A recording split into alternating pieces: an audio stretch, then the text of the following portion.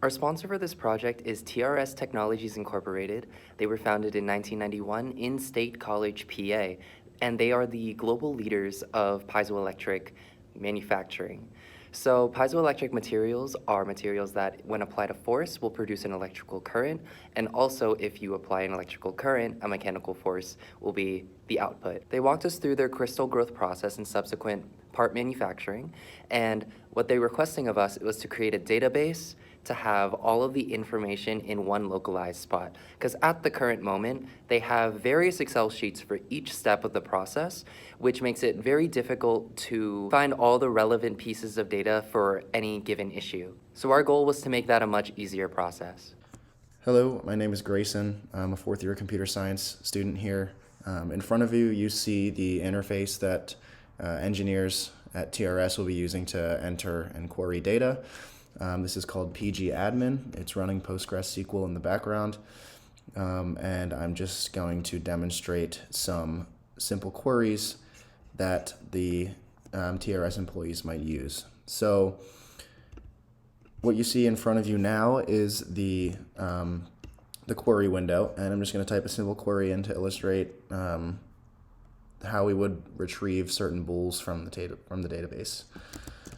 So I'll start by typing a select statement, and then I'll specify the columns that I want in the output table, and then I'll select the table that it should pull them from. So after we run it, you see here that we have all the bools in the database. Now this is just fake data, just for demonstration purposes. This column, SCID, is the unique identifier that identifies a bool, and obviously the run comments are comments on how that bool growth went. So the query I've just demonstrated is, sure, it's a useful one, but it is a very simple one.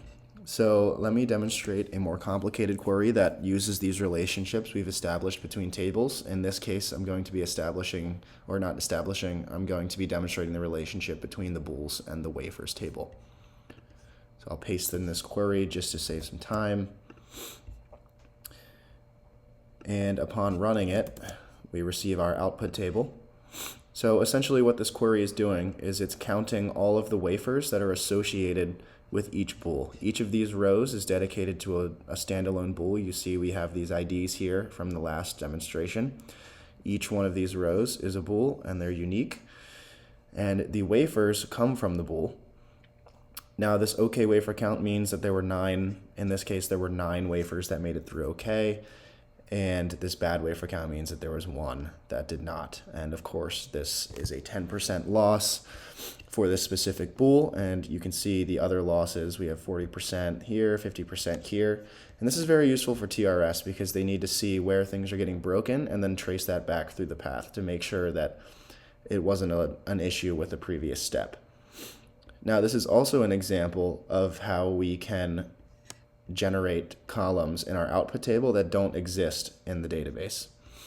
So this OK wafer count does not exist in the database. We're actually calculating it in the output through this. So we're counting all of the wafers with a loss code that is not present. That's what null means. Null means nothing. It's void. It doesn't exist.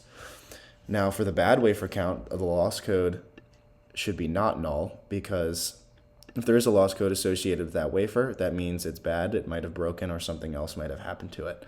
And then, of course, here we're just calculating a simple percentage based on how many were broken. Here is where we make that relation. We tell SQL that we're selecting all of the wafers. So for each bool, we select all of the wafers that have that same ID associated with it. If I open up this wafer table here, you can see these bool IDs.